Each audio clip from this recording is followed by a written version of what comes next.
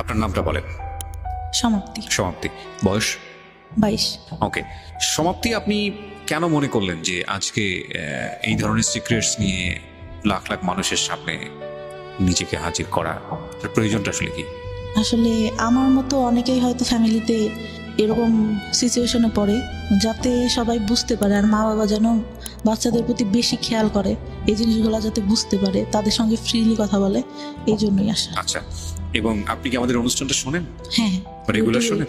Regular বলতে ওইরকম শোনা হয় না। ওকে ঠিক আছে, চলেন। আপনি যেহেতু ইউটিউবের কথা বললেন, আমি একটু বলে নিই শুরুতে, প্রিয় শ্রোতা, ইউটিউবে যারা সাবস্ক্রাইব করেননি তাদেরকে আমি বলবো যে ইউটিউবে প্লিজ সাবস্ক্রাইব করে নোটিফিকেশনটা অন করে রাখবেন। সমাপ্তি, শুরু করুন আপনি যেখান থেকে আপনার বলতে ইচ্ছে করে, কারণ আপনি যেহেতু আমাদের অনুষ্ঠান শোনেন, you have lot of ideas about our program. So আপনি আপনার মতো করে শুরু করুন। প্রথমে আমরা ব্যাকগ্রাউন্ডে থাকি, তারপর আমরা দেখে আসলে আপনার জীবনের সিক্রেটসটা কি। জি ছোটবেলা থেকেই শুরু করি। শিওর। ছোটবেলায় আমার ভাই হওয়ার পরে আমি 9 বছর পর হই। আচ্ছা তা আমার বাবা বলতো যে এবার যদি মেয়ে না হয়, মানে আমার মাকে বলতো যে তাহলে কিন্তু তোমাকে রাখবো না। প্রথমে আপনার ভাই হয়? হ্যাঁ। আচ্ছা। তারপর আল্লাহর রহমতে আমি হই। আমার বাবা অনেক খুশি থাকে। তা আমাকে ভাইয়া যখন হয়, আমার মায়ের বয়স হয়তো তখন 13 বছর। জি। আমার বাবা লজ্জায় আমার ভাইকে কখনো কোলে টোলে নিত না, তা আমাকে অনেক আদর করতো। আচ্ছা। অনেক আদর করতো। তো আমি ছোটবেলা থেকেই মানে গ্রামে বড় হই। আর আমার বড় চাচা হচ্ছে পড়ালেখা করতো, ছোট চাচাকেও আমার বাবা পড়ালেখা করায়। আচ্ছা। তো পড়ালেখা করালে আমার চাচা একটা টাইমে হচ্ছে মানে একটু বড় হই, তখন একটু বুঝতে পারি, হয়তো 4-5 বছর বয়স, তখন থেকে মানে আমাকে কিভাবে যেন মানে ভালো করে মানে ব্যাড টাচ যেটাকে বলে ওরকম করতো। আমি বুঝতাম না, তখন তো বুঝি না আসলে এগুলা কি, ওটা বোঝার বয়সও না। আমার মানে আপন চাচা? হ্যাঁ, আপন চাচা, ছোট চাচা। ওকে। আমি তখন অতটা বুঝি না। আমার ঘুম আসানোর সময় বা দেখা গেছে পড়তে বসানোর সময় করতো, আমি বুঝতাম না যে আসলে এগুলা কি, আচ্ছা। কেন করতেছে। ওকে। তা আমার বাবা একটা পর্যায়ে বুঝতে পারে, তার অ্যাপেন্ডিসাইটের অপারেশন করে, তার সামনেই হয় মানে ঠোঁটে কিস করা যেটাকে বলে, ওটা করে। আমি ভাবি ছোট তো তখন, এটা তো বুঝি না কি। এখন বুঝি যে ওটা কেন করলো আর আমার বাবা কেন তখন কিছু বললো না, এটা মনে হতো। তাই একটা পর্যায়ে যখন ওরকম মানে গায়ে হাতটা দিত, তখন আমার বাবা একটা পর্যায়ে আমার কাছে জিজ্ঞাসা করে, আমার চাচাকে কিন্তু কোনো কিছু জিজ্ঞাসা করে না, আমাকে জিজ্ঞাসা করে। জিজ্ঞাসা করলে আমার চাচা আবার ভয় দেখায় যে তুমি যদি বলো তোমাকে ধরে মারবে। বলো মানে কি? মানে আপনার চাচা কি শিওর হয়ে গেছিল যে বিষয়টা সে আপনি জানেন বা বিষয়টা আপনি বোঝেন? যখন একটু বোঝা শিখলাম, হয়তো 7-8 তো বছর আপনি কি বয়স, কোনো কিছু জিজ্ঞেস করতেন না বিষয়টা নিয়ে, যে তুমি যে আমার সঙ্গে এরকম আচরণ কেন করছো? বা ভয় পাইতাম অনেক। চাচাকে ভয় পেতেন? হ্যাঁ, অনেক ভয় কেন পেতাম। ভয় পেতেন? মানে উনি আমাকে ধরতে আসতেছে, মানে ওই জিনিসটা ফিল হতো যে কখন যেন হাত দিবে, কখন যেন কি করবে। মানে উনি আসলে পরে আমি ঘর থেকে একটা বেরোনোর অজুহাত খুঁজতাম। আপনি তখন 4-5 বছরের বয়স। 4-5 বছরের বাচ্চারা তো অনেক বেশি স্পন্টেনিয়াস হয়, মার সাথে ফ্রি হয় বা ভাইয়ের সাথে। আপনার ভাই তো বড়ই ছিল, ভাই So you বড় can ছিল, speak about this. পড়ালেখা করতো, ওরকম করে মানে অতটা ফ্রি ছিলাম না। তো বাবা বিষয়টা জানার পরে আপনাকে প্রশ্ন করে? হ্যাঁ, তখন হয়তো 7-8 বছর বয়স হবে। তখন 3-4 পড়ি হয়তো। আচ্ছা। তা আমি মানে বলি যে না, তা বলে আমি তো দেখছি। আমি বললাম, আমি তখন কথা বলি না কোনো। তাহলে আমি তো চাচার কাছে জিজ্ঞাসা করবো, আমি বলি যে সেটা তুমি জানো। তা সে জিজ্ঞাসা করে কিনা জানি না, আমার চাচা জিজ্ঞাসা করে তুমি কি তোমার আব্বুরে কিছু বলছো? আমি তখন আমার বাবা আবার বলে যে আমি তোরা জিজ্ঞাসা করছি, তুই এটা তোর চাচার বলবি না। আমি বলি না, বলি নাই কিছু। আচ্ছা ঠিক আছে। রাতে ঘুমাই থাকতাম, আমার দাদির সঙ্গে শুইতাম। সে রাতে উঠে এসে আমার গায়ে মানে টাচ করতো। আপনার দাদির সঙ্গে আপনি ঘুমাতেন, চাচা এখানে থাকবে কেন? অন্য রুমে থাকতো, রাতে যখন সবাই ঘুমাই যেত তখন উঠে আসতো। তো ভয়ঙ্কর বিষয়গুলো। এবং আপনি কিছু বলতেন না? কি বলবো, কি মানে তখন তো এটা বুঝি না ভাইয়া, শুধু টাচ করতো তো। বাট আপনার তো ভয় লাগা উচিত। মানে আমি জানি না, আমি প্রশ্নগুলো আমার আসছে বলে আমি করছি। আমি অতটুকু বয়সে যতটুকু সূরা পড়তাম, যতটুকু যার কাছ থেকে শুনছি যে এই দোয়া পড়লে রাতে কোনো খারাপ কিছু হবে না বা কোনো কিছু কেউ করতে পারবে না, আমি ওইটা পড়ে ঘুমাতাম যে হয়তো আজকে কিছু হবে না, কিন্তু সেই জিনিসটাই হতো। আমি মনে করি এটা একটা ঘায়ের মতো, পচা ঘা, নোংরা একটা ঘা। এই ঘাটাকে যত বেশি ঢেকে রাখা হবে, এই ঘাটা তত বেশি ছড়াবে এবং এটা একসময় ক্যান্সার হয়ে যাবে। আমাদের এখন বলার যুগ। কোনো অন্যায় হলে আমরা স্পিক আউট করি এবং আমরা মনে করি এই স্পিক আউটটা একটা সময় অন্যায়টাকে ইরেজ করে দেবে। হ্যাঁ, অবশ্যই চাইল্ড সেক্সুয়াল অ্যাবিউজ এটা সারা দুনিয়াতেই, শুধু বাংলাদেশে না, সারা দুনিয়াতেই ভয়াবহ রকমের একটা প্রবলেম। আপনি কল্পনাও করতে পারবেন না একটা শিশু কার কার দ্বারা শারীরিকভাবে নির্যাতনের শিকার হতে পারে, সেটা ব্লাড কানেক্টেড থেকে শুরু করে ব্লাড কানেকশনের বাইরে বিভিন্নভাবে এগুলোকে বিভিন্নভাবে আমাদের সামনে এখন নিয়ে আসা হচ্ছে মানুষকে সচেতন করার জন্য। আমি বেস্ট বাংলাদেশের এখন পর্যন্ত যতগুলো এনজিও বা বিজ্ঞাপনী সংস্থা যাই বলুন এখন যারা কাজ করেছে, তার মধ্যে একটা লাইন আমার কাছে মনে হয়েছে, আমি অনেকবার বলেছি রেডিওতে, এখনো বলছি, যে বেস্ট মনে হয়েছে এটাকে স্টপ করার জন্য, সেটা হচ্ছে শিশুকে তার শরীরের সীমানা বোঝান।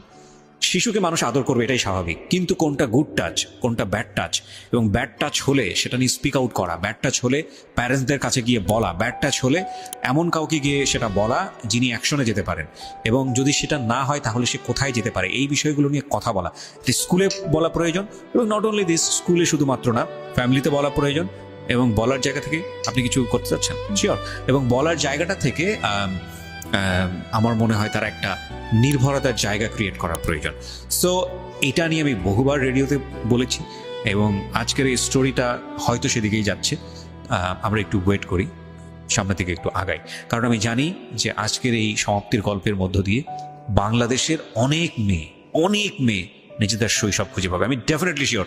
কারণ এগুলোর উপর যারা কাজ করেন তাদের যেই পার্সেন্টেজ, মানে তারা যেসব পরিসংখ্যান আমাদের সামনে তুলে ধরে, সেটা কিন্তু রীতিমতো ভয়াবহ।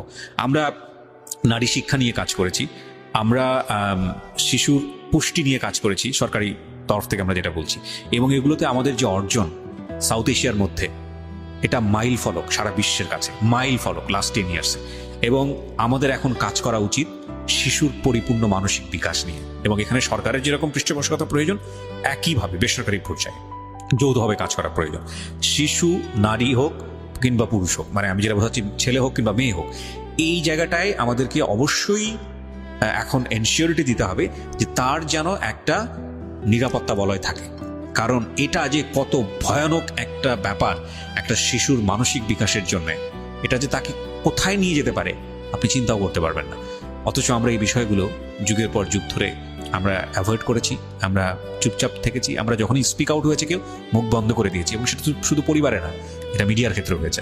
সো এই বিষয়গুলো নিয়ে আমি অনেক বেশি লাউড ছিলাম, এবং সেই জন্য অনেক ধরনের হ্যারাসমেন্টের মধ্যেও যেতে হয়েছে। ফাইন, ইস লেস ওকে, চেঞ্জ আনতে গেলে কিছু না কিছু হ্যারাসমেন্ট শিকার হতেও হয়।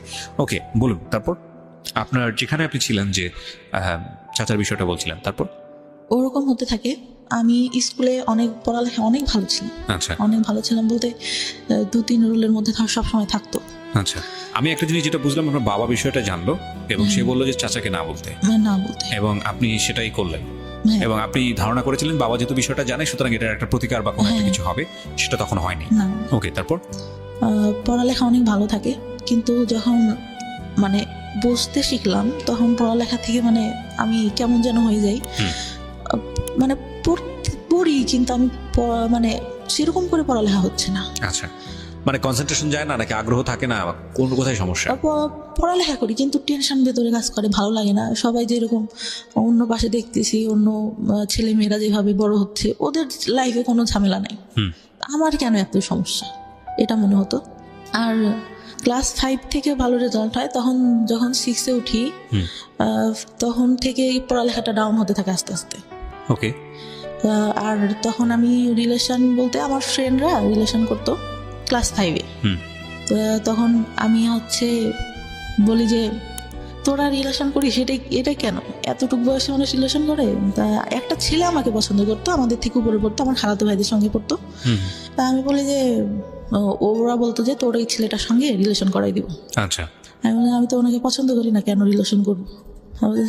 আমার খালাতো ভাইয়ের সঙ্গে আমার একটা বান্ধবী রিলেশন করতো, ওরা সবসময় খেপাইতো আমাকে। তা আমি বলতাম যে না, আমি কখনো করবো না। ওরকম বলতে বলতে আমি বললাম যে আমার একটা ভাইয়ের সঙ্গে সম্পর্ক আছে, মিথ্যা কথা যেটা বলি যে সম্পর্ক আছে। পরে বলতে বলতে মানে ওই ভাইয়াটা থাকতো ওর মামার বাড়িতে, তা একটা সময় ভালো লেগে যায়। ওই সময় তো ভাইয়া বুঝি না যে রিলেশনটা কি জিনিস, ওই ছবিতে দেখতাম পছন্দ করতেছে, দেখা হচ্ছে, কথা বলছে, এটাই। আচ্ছা, পরে কিন্তু তার মধ্যেও কিন্তু কন্টিনিউ আমার চাচা যখন বাড়িতে আসতো, তার মধ্যে একটা কথা ভুলে গেছি, আমার চাচা মানে মেন্টালি সমস্যা হয়। আচ্ছা, মানে আমার চাচিকে বিয়ে করার জন্য, আমার চাচি যে বিয়ে করবে এটার জন্য। তারপরে ও ডাক্তারের কাছে নিয়ে যায়, ডাক্তার বলে যে ও পাগল টাগল কিছুই হয় নাই, বিয়ে দিয়ে দেন ঠিক হয়ে যাবে, যেটা বলতেছে সেটা করেন, শুধু শুধু কেন টাকা ঢালতিস না। আচ্ছা, ডাক্তার রেগে এক পর্যায়ে বলে। ওকে। পরে নিয়ে এসে আমার বড় চাচা তো বলে দিছে যে ওকে পড়ালেখাও করাবো না, কিছু করাবো না, আমি ওকে দেখতে পারবো না, তুইও বাদ দে, তুই করে কোনো লাভ নাই ওর জন্য কিছু করে। আমার বাবাকে বলে। আমার বাবা তখন কান্না করে আর বলে যে আমার বাবা বেঁচে নেই, আমার বাবা যদি বেঁচে থাকতো তাহলে তো এরকম হতো না, আমার যদি রক্ত বিক্রি করেও কিছু করতে হয় আমি আমার ভাইয়ের জন্য করবো, এরকম করে বলে। আচ্ছা, তো বিয়ে দিয়ে দেয়। বিয়ে দিলে ভাই সেই রাত থেকেই ঠিক, আচ্ছা, মানে সে একদম পুরা সুস্থ। ওকে। কিন্তু তার মধ্যেও কিন্তু যখন ওই সমস্যাটা হয় তখন কিন্তু আমাকে কখনো ওইরকম কিছু করে নাই, বা ওই সবাই লোকজন থাকতেই আসতেছে, কিন্তু তারপর থেকে কিন্তু আবার শুরু হয়। আচ্ছা, তো ক্লাস 6-এ ওঠার পরে ওরকম রিলেশন হওয়ার পরে মানে একটা পর্যায়ে কি হয়, আমার বাড়ি থেকে জেনে যায়। আমার বাবা আমাকে ধরে অনেক মারে, রাতে মাঠে নিয়ে যেয়ে বাস আছে না, বাস দিয়ে অনেক মারে, আমার গায়ে একদম রক্ত জমা যায়। ওকে। ওই সময়টা যদি বুঝাই বলতে ভাই তাহলে তো বুঝতাম, তখন তো বুঝি না। পরে তারপরেও 6-এ ভালো একটা রেজাল্ট আসলো, আসার পরে 7 উঠলাম।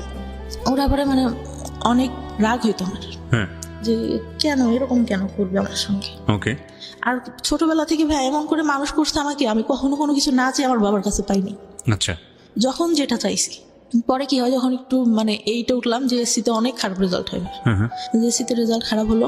তারপর থেকে যে রিলেশন করতাম ওইটা থেকে আমার বাবার একটু রাগ। আর বাবার কথা কি বলবো, মানে বাবা তো বাবাই, জন্ম দিচ্ছে, মা বাবাই হয়। তো তখন থেকে তো আমার একটা ছেলের সাথে সম্পর্ক হয়, আমার মামা থাকে একটা, তিনি ডাক্তার ছিলেন, তার বোন, মানে দূর সম্পর্কে। আমার মা আর বাবার বাসা কাছাকাছি। জি। ওই খালাতো ভাইটার সাথে যে সম্পর্ক ছিল, আমি তখন মানে ওইটা বলতে গেলে বলা যায় যে ফার্স্ট লাভ ছিল, ক্লাস 9 থেকে। আচ্ছা। তো আমি অনেক মানে ওনার ইমোশনাল হয়ে যাই, তো ওই বয়সে যেটা হওয়ার কথা। আচ্ছা। পরে আমার বাসা থেকে জানতে পারে, আমার বাবা মেনে নেয় যে আচ্ছা ঠিক আছে, যদি তোমরা দুজন পছন্দ করো তাহলে ঠিক আছে, কিন্তু আমার মা মেনে নেয় না কখনো, মানে ছেলেটার পছন্দ করতো না, পড়ালেখা ভালো ছিল না। চাচা বাইরে পড়ালেখা করতো, ছোট চাচা, যে আমার মানে খারাপ ভাবে দেখতো, সে মাঝে মধ্যে আসতো যখন, আমি অনেক ভয় পাইতাম। একটা টাইমে যখন ছোট, এগুলা বলতে ভুলে গেছি, আমার ভাইয়ের এসএসসি পরীক্ষার আগে আমরা মানে টাউনে গিয়ে বাসা নেয় আমার মা। আমার ছোট চাচা তখন বিয়ে হয়, তখন মানে ভাইয়া পড়ালেখাতে একটু ডাউন ছিল, মানে ওর মেধাটা তো ভালো ছিল না। আচ্ছা। তো এখানে নিয়ে যায়, বা বলে যে এখানে তো কাজ টাজ করতে হয়, পড়তে পারে না, কি করে পারে না পারে। বাসায় গেলে ওইখান থেকে মানে ও টাউনে পড়ালেখা করতো, তো ওখান থেকে সুবিধা হবে। ওইখানে বাসা নেয়। আমি ভালো একটা স্কুলে পড়ালেখা করতাম, ছোট মানে নার্সারি থেকে শুরু করি। আচ্ছা। ওখান থেকে ক্লাস 5-4 পর্যন্ত ওইখানে পড়ি। তখন ওইখানে মেবি 2 বছর মতো থাকা ছিল টাউনে।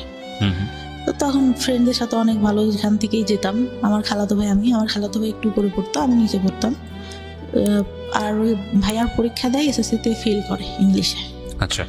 আমার বাবা নাকি, আমি তো তখন ছোট ছিলাম, মনে নেই, আমার মা যতদূর বলে, অনেক কান্না করে আর বলে যে আমার মেয়ে আমার কখনো মানে খারাপ কিছু করবে না, আমার মেয়ে আমার সম্মান রাখবে। আমার ভাইয়ের একটা কি ছিল, ও আব্বু যখন থাকতো না, ও বসে বসে টিভি দেখতো, যে আব্বুর আসার শব্দ শুনতো, তখন আব্বুর বাইক ছিল, শব্দ শুনলে আস্তে করে টিভিটা বন্ধ করে পড়তে বসে যেত। আচ্ছা। তা আমার পড়ালেখা মোটামুটি ভালো ছিল, সবসময় 2-3-এর মধ্যে থাকতো রোলটা। আচ্ছা। আমার স্কুলে অনেক মানে ছাড়া অনেক ভালোবাসতো। ছোটবেলায় আমাকে নাকি বলতো যে, তখন বিএনপি সরকার, বলতো যে খালেদা জিয়ার নাতনি আছে না, ওকে ওর মতো লাগে। একটা স্যার তো খুব আদর করতো আমাকে, ওভাবে মানে খুব ভালোবাসতো সবাই। আমার বান্ধবীদের মধ্যে সবাই বলতো যে অনেক সুন্দর দেখতো। আচ্ছা। বান্ধবীরাও অনেক মানে সবসময় ফার্স্ট বেঞ্চে বসা, সবার সাথে মজা করা। বড় হই আস্তে আস্তে, কিন্তু ওই যে চাচা যে ওইটা করতো, ওটা তো আর কারোর সঙ্গে আমি বলতে পারি না। জি। ওটা তো ভেতরেই থেকে যায়, খুব খারাপ লাগে। পরে যখন ওই ভাইয়া ফেল করার পরে বাসা ছেড়ে দিয়ে আবার বাড়িতে যখন আসলো, তখন আবার ওইটা বেড়ে গেল। আচ্ছা।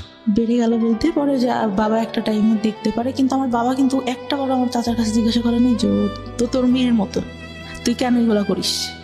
সে তো তাকে বলবে, আমি তো ছোট, আমি তখন বুঝি না। আমাকে এটা জিজ্ঞাসা করে আর আমাকে নিষেধ করলে বা আমি কি করতাম।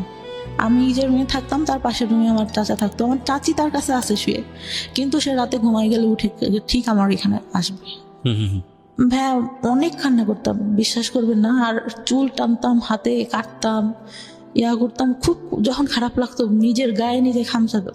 আমার চাচার পড়ালেখা শেষ হয়ে উনি একটা জব পাই টাউনে, আমরা যেখানে থাকতাম সেখানে সরকারি ইয়াতেই তো দিলে, ওটা বেতন বেশি ছিল না। চাচার সঙ্গে আমার আবার গার্লস স্কুলে ভর্তি করে দেয়। ওই সময় যে বললাম না একটা ছেলের সাথে সম্পর্ক, এটা জানার পর আমার গার্লস স্কুলে দিয়ে দেয়। জি। গার্লস স্কুলে দিয়ে দিলে ওই ছেলেটার সঙ্গে আমি আর পরে কথা টথা বলি না, নিজের থেকেই বাদ দিয়ে দিই যে মারতেছে আমাকে ধরে, মার খাবো আর কি পড়ালেখা হচ্ছে না, বাদ দিয়ে দিলাম। পরে 6 ওইখানে আমার চাচাই সঙ্গে করে নিয়ে যেত। আচ্ছা। নিয়ে যেত স্কুল শেষে খালার বাসায় আসতাম, আমার খালার বাসা ওইখানে ছিল। আসলে দেখা যেত আমার চাচার অফিস বিকালে শেষ হইতো, যাইতে যাইতে দেখা গেছে বাড়ি যাইতে তখন ইটের রাস্তা ছিল, দেখা গেছে যে 20-25 মিনিট লেগে যেত আমার বাড়ি যেতে। অন্ধকার হয়ে গেলে ভাই সে গাড়িতে বসে দেখা যাচ্ছে আমার গায়ে হাত দিচ্ছে। মানে কন্টিনিউ একটা ভয়ঙ্কর রকমের একটা মানুষ আপনাকে, মানে আপনার কাছে তো এরকমই মুক্ত হওয়ার কথা। যে মানুষটাকে আমি এত বেশি অপছন্দ করি, সেই মানুষটা আমার পাশে বসে কন্টিনিউয়াসলি এটা করছে, এবং আপনি সেটাকে মুখ বন্ধ করে মানে একজনের শাই ফিল হোক বা যেটার কারণেই হোক, আপনি কাউকে স্পিক আউট করছেন না, কাউকে বলছেন না। কাউকে না। আচ্ছা। কাউকে না। ক্লাস 9 থেকে এটা অনেকের মানে কিছু কিছু কেউ জানে, তার আগ পর্যন্ত আমি কাউকে কিছু বলিনি, কাউকে না। পরে ওইভাবে যেতে থাকলাম, একটা বছর গার্লস স্কুলে পড়া হয় আমার চাচা। তারপর ওইখান থেকে চাকরিটা ছেড়ে দিয়ে মানে বেতন কম ছিল দেখে সুগার মিলে চাকরি নেয়, তখন সে ওইখানে চলে যায়। আচ্ছা। পরে এখানে গিয়ে আমার চাচিকেও নিয়ে যায়। পরে তো ওইখান থেকে ভাইয়া বাঁচলাম। আচ্ছা। মনে হলো যে না, কিন্তু আমি যে রিলেশন করতাম আমার মনে হতো যে আমি এখান থেকে বেরোতে পারলে বাঁচি। এই ছেলেটার সঙ্গে রিলেশন করতেছি, ও যদি আমাকে নিয়ে যায় আমার তো এখানে থাকতে হবে না। সবসময় এটা মনে হতো যে আমি এই ফ্যামিলিতে কেন থাকবো। আচ্ছা। আর আমি ভাবতাম যে এরকম ফ্যামিলি মানুষের হয়।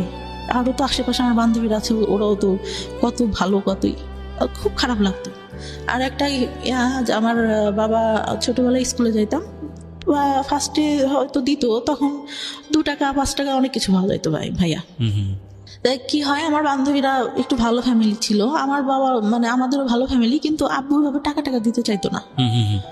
আমি কি করি, আব্বুর পকেট থেকে টাকা নিই, মনে হয় 6 টাকা না কয় টাকা, সেটা নিয়ে আমার আব্বু মানে দেখে ঘুমের ঘরে, আমার ছোট খালাকে বলে। তা আমি সেদিন অনেক কান্না করি, স্কুলে যাই না, যে আমি তো বেশি টাকা নিই না। আর আমার হয়তো এটা ভুল ছিল ভাই। আর ওরা যখন করতো না, মানে সবাই খাচ্ছে এটা ওইটা, আমি তো নিতে পারতেছি না, ওইটা অনেক খারাপ লাগতো। কিন্তু টিফিন দিয়ে দিত, টিফিনের পরেও যে দোকান টোকান আসতো সবাই নিত, খারাপ লাগতো অনেক। আচ্ছা। আমার চাচা কি করতো, গায়ে হাত দিত, এটা করতো ওইটা করতো, টাকা দিত হাতে, যা হলো বাসা স্কুলে যে এটা খেয়ে ওইটা খেয়ে। তা আমার মনে হতো যে কি রে, উনি এরকম করেন, আমার হাতে টাকা দেয় কেন, আমি কোনার কাছে টাকা চাই নাকি, এরকম মনে হইতো। আর আব্বুর উপর অনেক রাগ হইতো যে কি ব্যাপার, উনি কিছু কেন বলে না, উনি তো জানে। পরে 5-এ ভালো রেজাল্ট করলাম, একটা ভালো রেজাল্ট আসলো, বৃত্তি দিছিলাম, বৃত্তি পাইনি কিছু নাম্বারের জন্য। অনেক আশা নিয়ে গার্লস স্কুলে ভর্তি করলো, গার্লস স্কুলে পড়তে পারলাম না। চাচা গেল, কে নিয়ে যাবে, আমার বাবার ভাই কে নিয়ে যাবে, অন্য মানুষের সাথে রিলেশন করে, তখন যদি কিছু করে ফেলায়, এই চিন্তাটা। কিন্তু ভাই ওই সময় রিলেশন আমি কিছুই বুঝি না। ওই সিনেমা দেখতাম, শুক্রবারে সিনেমা হবে, সবাই আসতো আমাদের ওইখানে, আমাদের বাড়িতে একটা টিভি ছিল। আচ্ছা। ওই সবাই আসতো দেখতে, সবাই বসে দেখতাম। ওই আগেকার যুগের সামানা, তারপরে রাজ্জাক, এদের মানে মুভি দেখতাম। আর ভাবতাম যে এই ভালোবাসা মনে হয় দেখা হচ্ছে, কথা বলতেছি, একজন একজনকে পছন্দ করে, এটাই, এর বাইরে কিছু না। আচ্ছা। পরে গার্লস স্কুল থেকে ক্লাস 7-এ এসে ভর্তি হলাম গ্রামের স্কুলটাতে। ওইখানে ছেলেমেয়েরা সবাই একসঙ্গে, আমার বান্ধবীরা প্রেম করতো, এই করতো সেই করতো। আমি ভাই কোনোদিনও স্কুলে প্রেম করিনি, কেন জানি না। আমার স্কুলের ছেলেদের একসাথে পড়তেছি, ভাইয়ের মতো, ফ্রেন্ডের মতো, ওদের সাথে প্রেম করবো না, আমার এটা কখনো মাথায় আসতো না, কেন প্রেম করবো বাইরে। পরে ওই আমার ক্লাস 7 যায়, আমার চাচা মাঝে মধ্যে যখন বাড়িতে আসতো ছুটিতে, আবার দেখা গেছে ওই চিনি মিলে চাকরি পাওয়ার পর ওনাদের তো কোয়ার্টার দেয়, ওইখানে যেতাম। অনেক সুন্দর ছিল ভাই কোয়ার্টার, যাইতাম, অনেক ভালো লাগতো দেখতে, অনেক গোলাপ ফুল। আমি ছোটবেলা থেকে ফুল অনেক পছন্দ করি, ফুল গাছ নিজে এনে এনে লাগাতাম। ওই 5-6 টাকা দিয়ে ফুল গাছ কিনতে পাওয়া যেত, ওইগুলো এনে লাগাতাম, অনেক পছন্দ করতাম। ওইখানে গেলে অনেক ভালো লাগতো আমার, অনেক ফুল, গোলাপ ফুল ধরে ধরে আছে, অনেক কালারের, এই ফুল ওই ফুল, অনেক ভালো লাগতো। কিন্তু ভাইয়ার কি হইতো, দেখা গেছে আমার চাচি গোসলে ঢুকছে বা আম্মু নাই, ওই সুযোগে আমার চাচা এসে হঠাৎ করে হাত দিবে। তখন তো একটু বড় হয়েছে, আমার ফার্স্ট পিরিয়ড হয় 6 না হলে 7 থেকে। অত তাড়াতাড়ি পিরিয়ড, মানে আমি তখন প্যান্ট পরি, স্কুলে গেছি, স্কুল থেকে আসছি, আম্মু আমার প্যান্ট দেখে বলে এটা কি তোর? আমি বললাম এটা কি? আমাদের তখন হচ্ছে আমার মানে জমি আছে আমার বাবার অনেক। তা আমি বলি যে ওই কাকুটা মনে হয় মোবাইল দিয়ে হাত মুছছে এটা। তা বললে যে না, এটা এরকম না। আমার চাচি, আমার মাও কিন্তু অতটা ফ্রি না। আমার মা আচ্ছা। আমাকে কিছুই বলে না, আমার ছোট চাচিকে বললো যে ওর এটা হয়েছে, তুই ওকে শিখাই। আমি মানে তখন মানে ন্যাকড়া ইউজ করে, ওটা আমি বুঝতাম না ভাই কিভাবে, আমার দেখাই দিছে কিন্তু আমি ওইটা বুঝি না। আচ্ছা। তখন জানতে পারলাম যে প্যাড ইউজ করে। ওটা যদি আম্মুকে বলতাম, আম্মু যদি আব্বুকে বলতো, আব্বু বলতো দুনিয়ার লোক ন্যাকড়া ইউজ করে, তোমার আম্মের প্যাড লাগে। এটা বাবা বলতো? হ্যাঁ। ভেরি ব্যাড, ওকে, প্রিটি ব্যাড, মানে নাথিং টু সে। ওকে, বলেন তারপরে কি হয়েছে? পরে ভাই আমি মানে কাপড় টাপড় নষ্ট করে ফেলতাম, মানে you don't know how to manage it. না বুঝতে। উনি যে বিষয়গুলো নিয়ে কথা বলছেন, এগুলো নিয়ে আমাদের সমাজে খুব একটা কথাবার্তা হয় না, এগুলোকে আমরা ট্যাবু মনে করি, এগুলো নিয়ে আমরা কথাবার্তা হই না। অথচ আমাদের ধর্মে এত সুন্দরভাবে বিষয়গুলো ব্যাখ্যা করা আছে, এত ইন ডিটেলি ব্যাখ্যা করা আছে, অথচ এগুলো নিয়ে আমরা কথা বলার প্রয়োজন মনে করি না। এবং এগুলো নিয়ে কথা বলা উচিত এই কারণে যে এগুলো একটা মানুষের বেসিক নিড, স্বাস্থ্যের সঙ্গে জড়িত, একটা মানুষের প্রপারলি বড় হওয়ার সঙ্গে জড়িত, এবং এগুলো নিয়ে খুব সুন্দরভাবে বোঝানো উচিত। হ্যাঁ, উনি যখন বলছেন তখন উনি চোখ মুছছেন, কারণ আমি জানি যে এটার মধ্যে আসলে অনেক বড় একটা কষ্ট জড়িয়ে আছে। এগুলো প্রয়োজনীয় জিনিস। হ্যাঁ, ওকে, একটু আমরা সামনের দিকে আগাই। আপনি যখন এই বিষয়গুলো ফ্যামিলিতে বলতেন, বিষয়গুলো সামহাও হাইড করা হতো বা আপনার যে পরিমাণ এক্সপেক্ট করতেন, মানে আম্মু বলে দিছে। আপনার কি কখনো অপরাধী মনে হতো যে এই জিনিসটা যে হলো, আরে না জানি কত বড় অপরাধী করে আমার কাছে মনে হতো, কারণ আমার মা বলে দিছে কাউকে বলা যাবে না এগুলা। হ্যাঁ, এগুলা কাউকে বলা যাবে না। হয়েছে এতটুকু বয়সে এটা হয় নাকি? আমি কি করবো? এটাকে আমি ইচ্ছা করে হয়েছে। দেখেন কত ইম্পর্টেন্ট একটা বিষয়। উনি এখানেই কিন্তু একটা ভয়ঙ্কর রকমের একটা মানসিক বাধাগ্রস্ত হলো, ও নিজেকে অপরাধী ভাবা শুরু করেছে, এবং এটা তো সম্পূর্ণই ন্যাচারাল একটা বিষয়। এবং সেখানে মা যদি ধরনের কথা বলেন, মাও হয়তো বুঝে বলেননি, কারণ মাও হয়তো তার মার কাছ থেকে এটা শুনেছেন। বংশ পরম্পরায় এই ধরনের ভুল শিক্ষা আমরা ক্যারি করে বেড়াচ্ছি, এবং এই সময়টাতে এই যে কথাটা, এটা হয়তো উনি কোনো কিছু মনে করেই বলেননি, কিন্তু এটা যে শিশুর মানসিক বিকাশের ক্ষেত্রে অনেক বড় একটা বাধা হতে পারে, এটা কিন্তু আমাদের মাথায় রাখতে হবে, এবং এই ব্যবহারগুলো করা যাবে না শিশুর সঙ্গে। হ্যাঁ, বলুন তারপর আমার চাচিকে বলে, আমার চাচি কি করে সারা এলাকা ধরে এর কাছে যে গল্প করে, ওর কাছে যে গল্প করে, সবার কাছে ছাড়া এই বিষয়গুলো নিয়ে। আচ্ছা। পরে কি হয়, মানে কেউ দেখলে আমার দেখতে হাসে, তা আমার তো ওটা অনেক খারাপ লাগে, কেন হাসতেছে বা এটা কেন।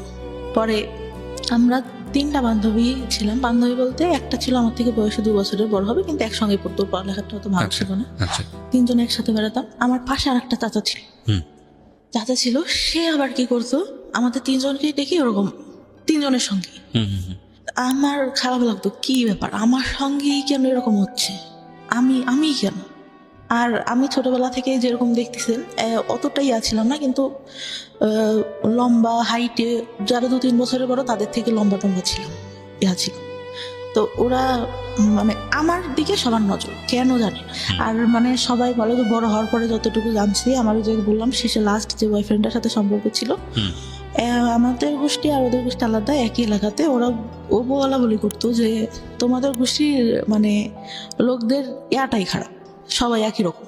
মানে এটা সত্যি কথা ভাই, প্রত্যেকটা লোক, মানে যতদূর জানি, এখন যতদূর জানছি, পাশের একটা চাচা, আমার দাদারা ছিল 3 ভাই, তার ছেলে, বড় দাদার যে ছেলেগুলা, ঠিক আছে, এগুলো বলা বলি করতে হবে, আপনি এত ইন ডিটেইলি জানেন না, হয়তো বিষয়গুলো নিয়ে আমরা ভাবে আসলে বলতে পারবো না। হ্যাঁ, খারাপ ছিল আপনাদের এই সম্পর্কে আর লোকজন আজে বাজে কথা বলতো, এটুকুই এনাফ। ওকে, তারপর মানে বলতো গোষ্ঠীটাই ভালো না, গোষ্ঠীর লোকজনই ভালো না, এরকম বলতো।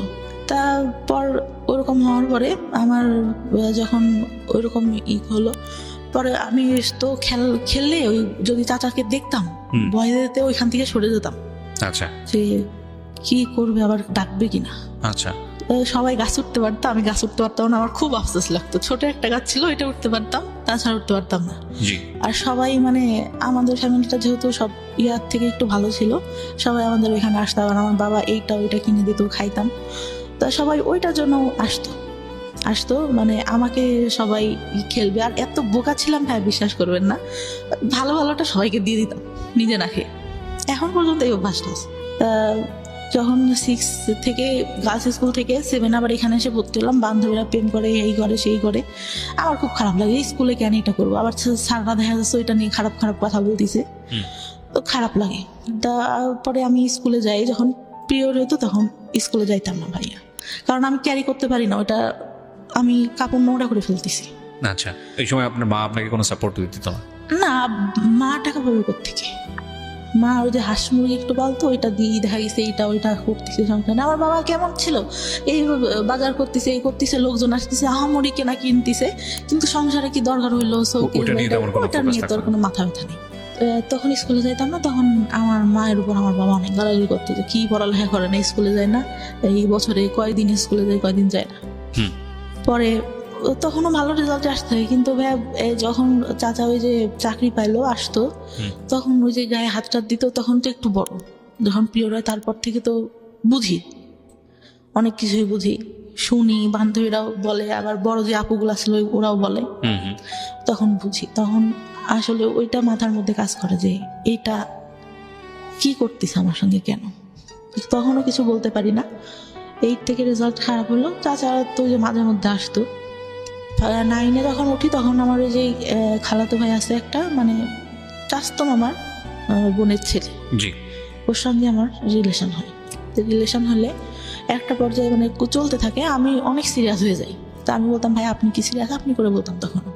তা বলতো সিরিয়াস ছিলাম না, এখন হই। তা আমার মানে অনেকের কাছে আমি নাম্বার দিই, আমার বড় আপুরা যারা ছিল, বলতাম যে পরিচয় না দিয়ে কথা বলবা, দেখবা যে আসলে আমাদের ভালোবাসে না, তোমাদের সাথে কথা বলতে চাই। ভাই কি করতো, ওরা যেই ফোন দিত ও কথা বলে দেখা করার জন্য পাগল হয়ে যেত, আচ্ছা। যে আমি তোমার একবার দেখবো, তুমি এখানে দেখা করো।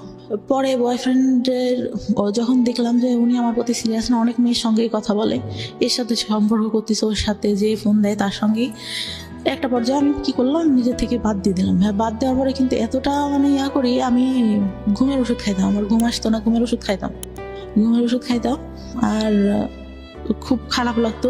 তার মধ্যে আবার যে মা যখন চাচা আসতো, তাই কি হয়, একটা বার আমার মা বলে যে তুই ওর সাথে সম্পর্ক করিস, আমি তো বলছি যে তুই ওর সাথে কথা বলার দরকার নেই। আমার দাদির ফোন ছিল, দাদির ফোন দিয়ে কথা বলতাম।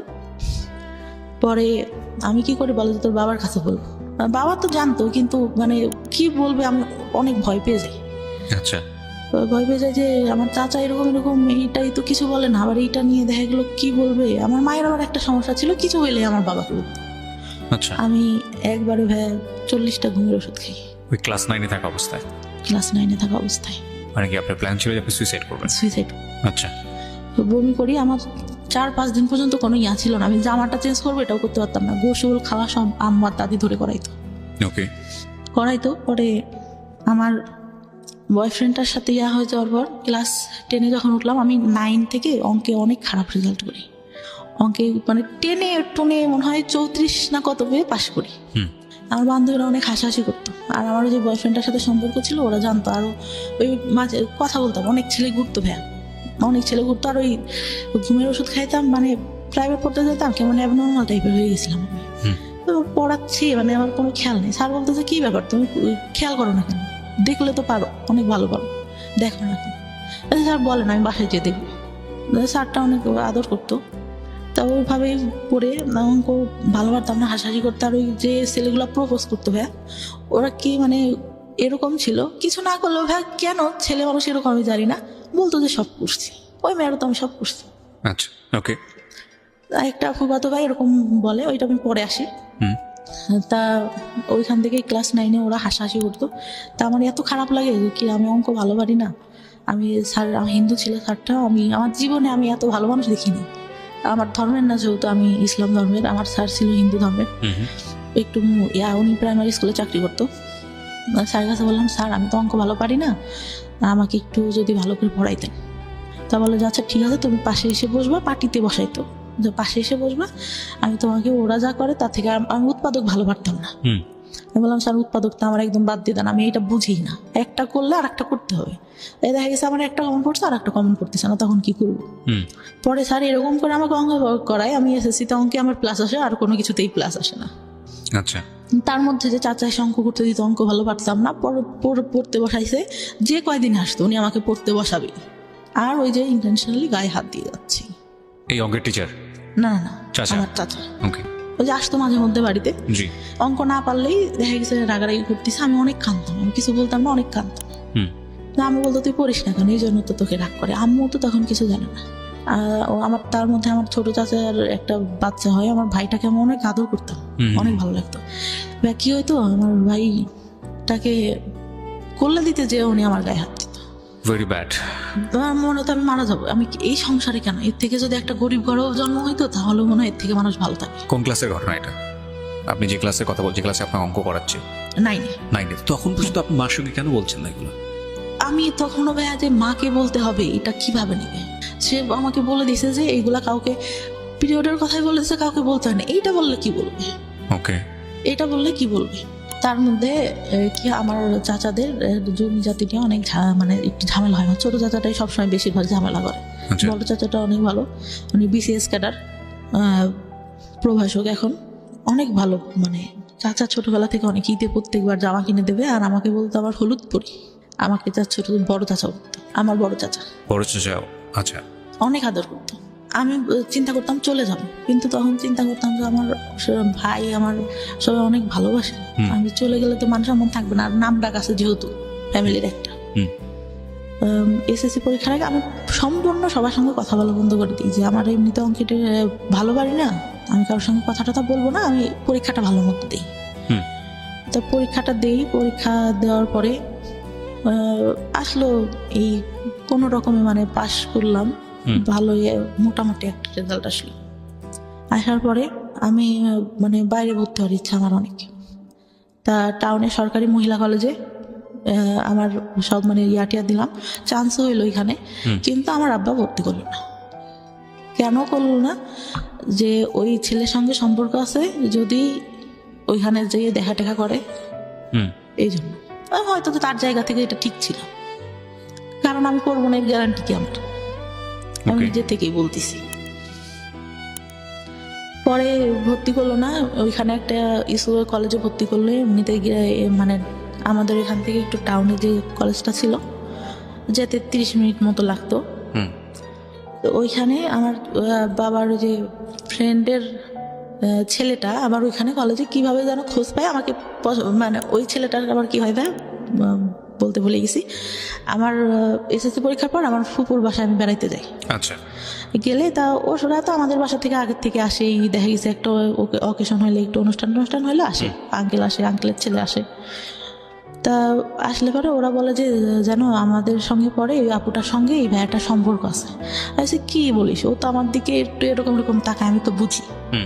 আমার ফুফাতো ভাইয়ের বলে যে না সত্যি কথা, অনেক ভালো সম্পর্ক, আর ওরা অনেক ভালোবাসে ওই আপুটাকে, আপু অনেক ভালোবাসে। আমি বলছি আচ্ছা, আজকের দিনের মধ্যে যদি আমি ওর সাথে সম্পর্ক করে দেখাইতে পারি, একটা বাজাবাজি ধরনেরই। তারপরে কি করি, আমার ফুফাতো ভাই ফোন দেয়, আমি ওর সঙ্গে কথা বলি। কথা বলে ঠিক সন্ধ্যার সময় ফোন দিছে, আচ্ছা আমি তোমাকে একটা কথা বলতে চাই সমাপ্তি, তুমি কি আমার কথা যদি হ্যাঁ হয় হ্যাঁ বলবা, নাহলে পরে না বলবা। আমি বলছি জি বলেন। বলতেছে তুমি কি আমাকে লাইক করো? আমি বলছি যে দেখি, চিন্তা করে দেখি। তার রেগে কেটে দেয়। আমি আবার ফোন দিয়ে ওদেরকে ডেকে শোনালাম যে দেখ কি বলে, যে ওই ছেলে মেয়ের সাথে নাকি সম্পর্ক, তাই লেগে। পরে বলতেছে যে, আমি বলতেছি হ্যাঁ পছন্দ করি। আপনি আচ্ছা I think I love you, ও বলে আমাকে। আচ্ছা ঠিক আছে আই লাভ ইউ টু, কিন্তু আমি তো মানে ওরকম করে না। তো ওরা যে আবার কি করে, ওই মেয়েটাকে ভেবে বলে দেয় যে আপনি যার সাথে সম্পর্ক করেন ওই ছেলেটাতে এই হয়েছে। আমি কিন্তু ওকে আমি বলছি তুই কিন্তু বলবি না, একটা মেয়ে কষ্ট পাবে। আমার যতটুকু মানে মাথার মধ্যে আছে, ও কষ্ট হবে শুনলে। যাই হোক, ছেলেটা ভালো না, আমি যতটুকু জানতাম। পরে কলেজে ওঠার পরে, কলেজে যখন ভর্তি হইলাম, ওই ছেলেটা কোত্থেকে খোঁজ পাই জানি না, ও প্রত্যেকদিন এসে কি করতো, একটা রুমে 2টা দরজা ছিল, ছেলে দাঁড়া করে রাখতো 4টা। নেশা করতো ভাই প্রচুর পরিমাণে। একটা পর্যায়ে ওর বাবা মানে টাকা পয়সা দেওয়া বন্ধ করে দেয়। ওর পুরা মানে আমার সাথে দেখা করার যে আব্বু টাকা দিত, আমার কাছে থাকতো, এতটুকু ধারণা তো আছে। ও ব্যাগের থেকে টাকা নিয়ে নিত, হাত দিয়ে জোর করে নিয়ে এরকম করতো। একদিন যখন তখন যেখানে সেখানে ডাকতো, আমি আবার ভাই অনেক ভয় পাইতাম যে বাবার একটা সম্মান আছে, বাবার টাউনেই দোকান ছিল একটা, ব্যবসা করতে যেহেতু উনি। তা একদিন ডাকে একটা মার্কেটের উপরে, ওখানে একটা ব্যাংক থাকে, এই পাশে আমরা কথা বলতেছি, চেনা জানা একটা লোকই দোকানে, ওই দোকান থেকে সব কিছু নিতাম। আর আমার এমন ছিল, টাউনের সব দোকানে বলা ছিল যে আমার মেয়ে যদি কিছু এসে নিতে চায় আপনারা দিয়ে দেবেন, টাকা যাবেন না কখনো, যা লাগে আমি দিয়ে দেবো। আমার ছিল, আমি দোকানে গেলে একটা জিনিস পছন্দ হইলে না নিলে আমার কেন রাতে ঘুম আসতো না। আচ্ছা। তারপরে ইন্টার ফার্স্ট ইয়ারও তো তখন এসএসসি পরে ভর্তি হয়েছি। ইন্টার ফার্স্ট ইয়ার পরীক্ষার কিছুদিন আগে আমাকে একটা ছেলে দেখতে আসে। ছোটবেলা থেকেই চিনি, কিন্তু এভাবেও জানি না যে আমাদের এলাকায় বাসে, এটা জানি কার ভাই কার ছেলে এটাও জানি না। আমার আবার কেমন ছিল যে আমি কোথাও যেতে গেলে আব্বুর কাছে শুনতে হবে, আর বাইরে অত বেরোনোর কোনো ইয়া ছিল না আমাদের। আমি এলাকার মধ্যে আমাদের গোষ্ঠী দেওয়া অনেকের নাম জানি, চিনি, একজনের মুখে চিনি, একজনের নাম জানি, এরকম অনেকে চিনিও না। তো কারণ গোষ্ঠীটা তো অনেক ছাড়ানো চিটানো, এক জায়গায় তো সীমাবদ্ধ না। তা ওই মানে শাড়ি পরি ওইটা দেখে নাকি ওর অনেক ভালো লাগে। পরে আমাকে আমার ভাইয়ের বিয়েতে তো যে মানে আমাদের বিয়ের পরে আবার দেখা যায় যে যেতে হয় বউয়ের বাড়িতে, মানে আমার ভাবির বাড়িতে যেতে হবে। তো আমার ভাই বলে যে তুই চল, আর আমার মামা তোমার কথা বলে যে ও চল। আমি বলি যা না, যাবো না, আমার যেতে ইচ্ছা করে না, কারণ আমি তখন যে টেনশনে, আমার বয়ফ্রেন্ডের সাথে আমার ব্রেকআপ হয়ে গেছে, মন মানসিকতা ভালো থাকে না। তার ভাবিদের বাড়িটাও এরকম ছিল যে আমার পছন্দ না, মানে মাটির রাস্তা দিয়ে যেতে হতো, আমার ভালো লাগতো না। ওকে। তা বলছে আচ্ছা চল আজকে যাই, কালকে চলে আসবো। তা আমি আবার তখন একটা গোপনে ফোন ব্যবহার করতাম, ওটা বাসায় রেখে যাই। আসার পরে 16 তারিখে যাই মার্চের, 18 তারিখে ব্যাক করি। ওকে। ফোনটা খোলার পরে আমি দেখতেছি আমার ফোনে একটা মেসেজ, আমাকে তুমি খুঁজলে কেন? আমি তোমাকে খুঁজলাম, মানে কে এটা, আমি কাকে খুঁজলাম? ওকে। তারপর আমি মানে আমার ফোনে ব্যালেন্স থাকে না, আমি ফোন দিই। তা বললাম যে ভাই কে? বললো, ওর নাম ধরে বললো যে আমি অবাক। আমি বললাম যে আপনাকে আমি খুঁজলাম কে, মানে কি আমি আপনাকে কেন খুঁজবো? বলতেছে না, আমাকে একজন বললো তুমি আমাকে খুঁজছো। আমি আপনাকে খুঁজবো মানে আমি আপনাকে খোঁজার কোনো প্রশ্নই আসে না। তারপরে আবার ফোন দেয় যে আসলে তুমি আমাকে খুঁজো নাই, তুমি আমাকে দেখো নাই। ওর মধ্যে মানে কি হয়, আমার খালাতো ভাই একটা বিয়ে করে, সম্পর্ক করে, ওই মেয়ে দেখতাম ওর দিকে তাকায় থাকে। তা আমার খালাতো বোনের ওয়াইফের আবার সম্পর্কটা ভালো ছিল, মানে ইয়াটা ভালো ছিল না, চরিত্রটা ভালো ছিল না। অনেকের সঙ্গে, ভাইয়ের সঙ্গে ইয়া হওয়ার পরে হুট করে বিয়ে করে, প্রেম করে, অনেকের সাথে আবার কথা বলতে, এই বাসে যেতে গেছে, মানে ঢাকায় থাকতো ওরা, ঢাকা থেকে বাড়িতে যেতে গেছে, কারোর নাম্বার পাইছে, পাশে বসতে, তার সঙ্গে কথা বলা শুরু করে দিচ্ছে এরকম। আমি ভাবতাম যে আচ্ছা যে ছেলেটার সাথে কথা বলে এ কি সে নাকি, অবাকের কথা ভাবতাম। তো এইভাবে তাকায় আসছে কেন? আমি আবার পিছন থেকে বসে আমি আবার ওর দিকে তাকায় আছি। তো ও ভাবছে যে আমি ওকে দেখি, কিন্তু আমি তো ওকে দেখি না, আমি দেখি যে ভাবি কেন ওর দিকে তাকায়। আমি তো এটা দেখি, মানে ও অনেক সুন্দর ছিল দেখতে, অনেক সুন্দর।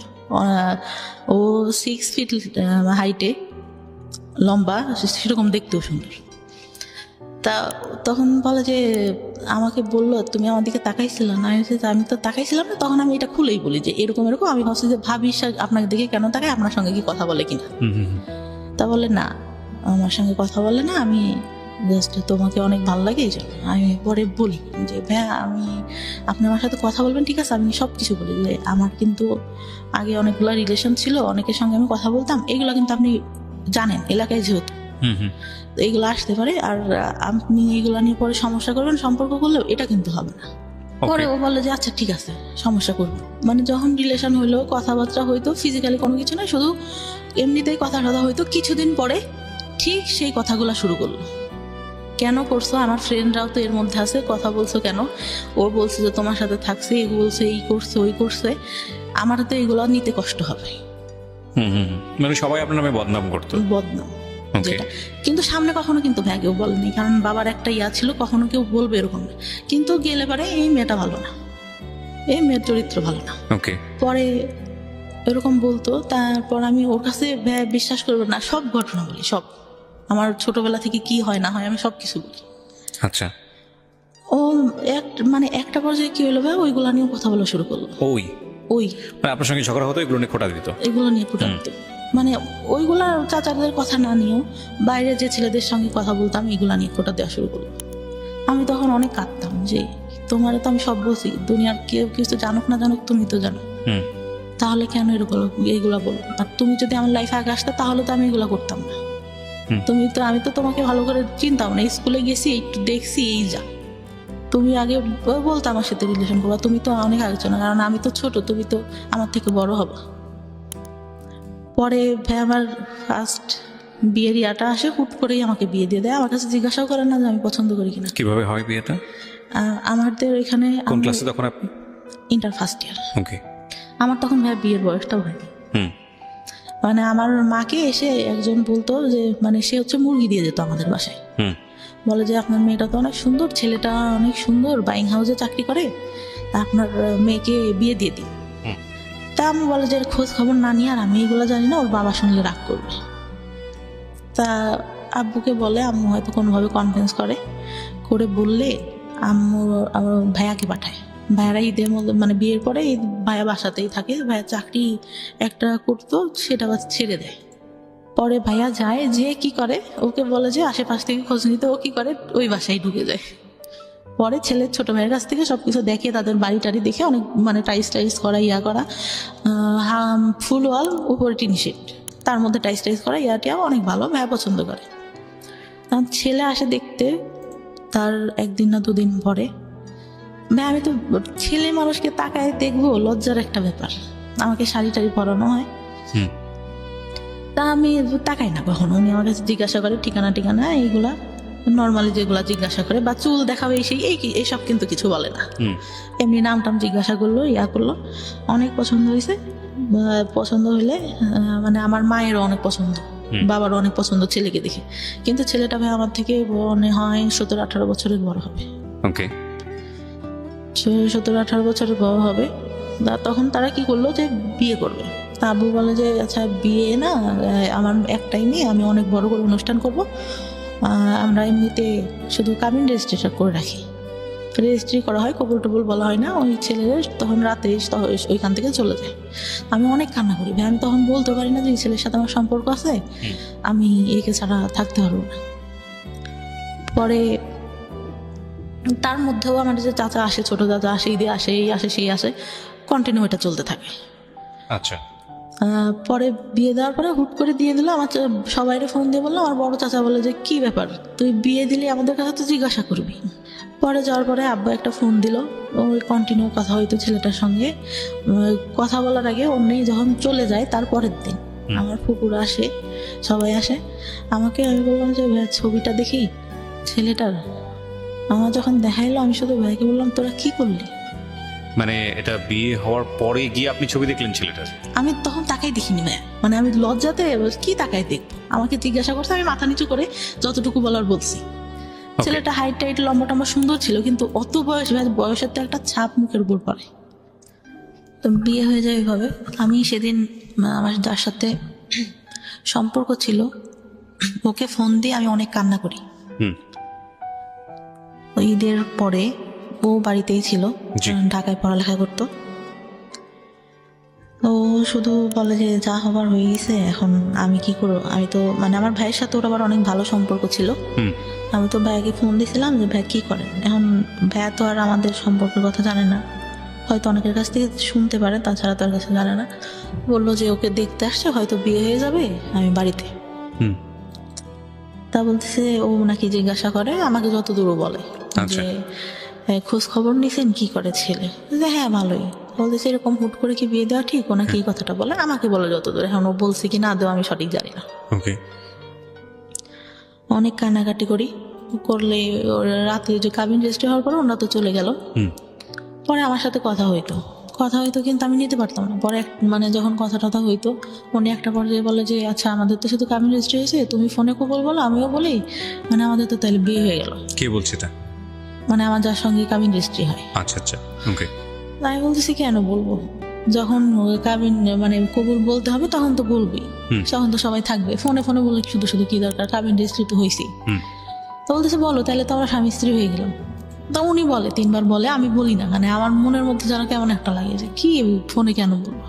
আর যদি বিয়ে না হয়, আমার কেন জানি না মনের মধ্যে বললো যে যদি না হয়। না, আপনার তো রেজিস্ট্রি হয়ে গেছে। রেজিস্ট্রি হয়ে গেছে, কিন্তু ওই যে ইসলামিক ধর্মে যেভাবে হয় সেটা তো হয় না। আচ্ছা, কারণ আমরা তো ধর্মে বুঝে গেছি, মানে কাবিন রেজিস্ট্রি হলে তো বিয়ে হচ্ছে না, আমাদের কবুল বলতে হবে 3বার। আমাদের হাদিসে যতটুকু বলা আছে। আচ্ছা, তো ওটা তো হয়নি। যদি না হয়, মানে আমার ওই চিন্তাটা মাথার মধ্যে। আমি তখন স্টিল আমার বয়ফ্রেন্ডে লাভ করি। পরে আমার বয়ফ্রেন্ডটা মাঝে মধ্যে ঢাকার থেকে আসতো, তারপরে একটা পর্যায়ে মানে এতটাই হয়ে যায়, ফিজিক্যাল রিলেশন হয় আমাদের মধ্যে। মানে বয়ফ্রেন্ডের সঙ্গে? হ্যাঁ, বয়ফ্রেন্ডের সঙ্গে। ওকে। বয়ফ্রেন্ডের সঙ্গে ফিজিক্যাল রিলেশন হয়, পরে মানে ও কন্টিনিউ আমার বাসায় আসতে থাকে রাতে। পরে কিভাবে যেন বুঝতে পারে জানি না, পরে ওই টাইমটাতে আবার কি হয়, একটা ছেলে আমাকে অনেক পছন্দ করতো, আব্বুকে মামা করতো। আচ্ছা, পছন্দ করতো বলতে মানে আমার আব্বুকে ভাঙাই খায় মানুষ বলতে যেরকম, ওরকম খাচ্ছে এখন পর্যন্ত। মানে এইটা বলতেছে, এটা বলতেছে। আমার বাবা আবার তাকে এতটাই ভালোবাসে, এতটাই বিশ্বাস করে, আমার মনে হয় আমাদের থেকে তাকে বেশি ভালোবাসে। আমি বললাম যে ভাই আপনি তো আব্বুকে বলতে পারেন। আমার যখন ইন্টার ফার্স্ট ইয়ার ভর্তি করতে নিয়ে যায়, তখন উনি আমাকে বলে বাইকে। এটা কি বিয়ের পরের ঘটনা এগুলো? না, বিয়ের আগে। আচ্ছা, বলতে ভুলে গেছি। আচ্ছা। পরে উনি বলে, আমি বলি যে আপনার মামাকে বললেই তো পারেন, আপনার মামা তো আপনাকে অনেক ভালোবাসে, আমাদের তো তাহলে বিয়ে দিয়ে দেবে। আমার বলার কেস। বলছে আমি বলবো কিভাবে, তুই বল। আমি কি এতই বেহায়া যে আমি আমার বাবাকে দিয়ে বলবো যে আপনার সাথে বিয়ে দিক?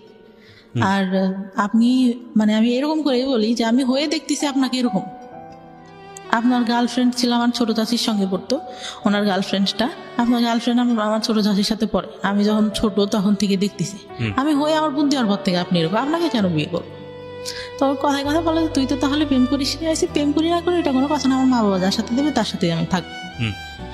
পরে ভাই কি করে, বিয়েটা হওয়ার পরে উনি কি করলো, ওই ভাইয়াটাই মানে কার কাছ থেকে খোঁজ খবর নিতে জানি না, তাদের জমি জায়গা নাই, হ্যান নাই, তেন নেই, এসব বলে বিয়েটা 5 মাসের মাথায় ভেঙে দেয়। মানে আপনার যে রেজিস্ট্রি হয়েছিল সেই বিয়েটা ভেঙে দেয়। আচ্ছা। তা আব্বু ওই বয়ফ্রেন্ডটার কথা জানতে পারে এক পর্যায়ে। আমি বলি আব্বুর কাছে বিয়েটা ভাঙার আগে, তা বলে যে তাহলে বিয়েটা ভেঙে দিই, ওর সাথে তোর বিয়ে দিব, এরকম করে বলে। কিন্তু ভাইয়া কি করলো, বিয়ে ভাঙার পরে ওই ছেলের সঙ্গে আমাকে বিয়ে দেবে না, অন্য জায়গায় বিয়ে দেবে, এই ছেলের সাথেও দেবে। আচ্ছা। আমি আমার বয়ফ্রেন্ডের কাছে বললাম।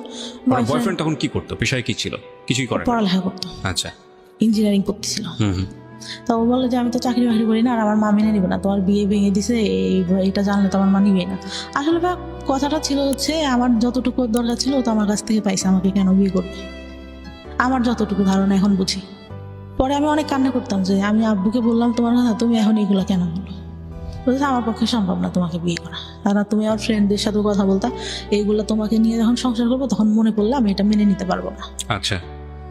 তাই বলে।